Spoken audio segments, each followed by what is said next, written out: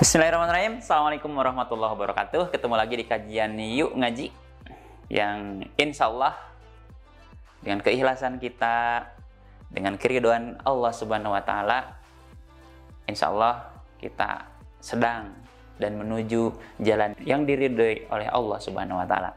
Salah satu hadis yang diriwayatkan oleh Imam Bukhari, la yadkhulul jannata namamul, artinya tidak akan masuk surga seorang yang penghasut.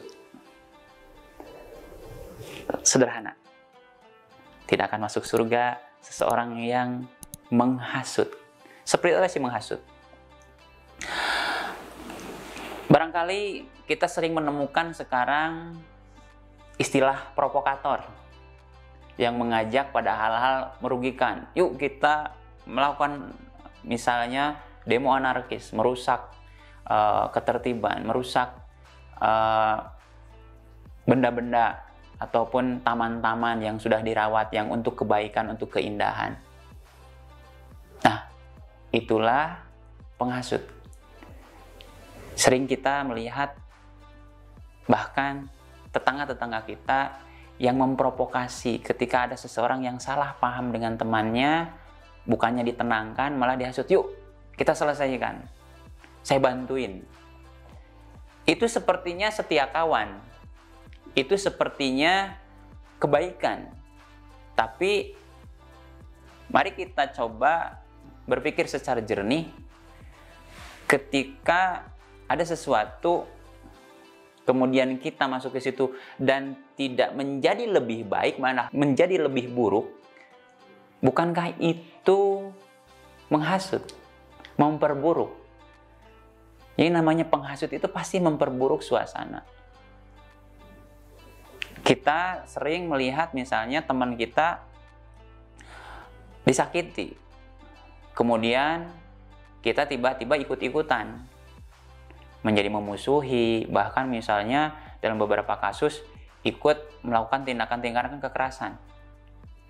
Hati-hati, itu bisa jadi kategori menghasut. Orang yang memprovokasi, menguatkan emosinya, yang meninggalkan logika-logika kebaikannya. Kita sebagai teman seperti apa sih? Ketika ada teman kita yang katakanlah didolimi, katakanlah misalnya disakiti, kita mencari jalan terbaik untuk kebaikannya. Karena tidak ada orang di dunia ini yang selama masih hidup tidak diuji oleh Allah Subhanahu wa Ta'ala. Pasti diuji. Ujiannya berbagai macam hal. Bisa oleh bencana, bisa oleh kecelakaan, atau bahkan mungkin yang sering kita lihat oleh keluarganya, oleh temannya, ditipu, disakiti, kemudian hal-hal yang memang katakanlah kita sering melihat di berita-berita. Dan itu bagian cobaan dari Allah Subhanahu wa Ta'ala.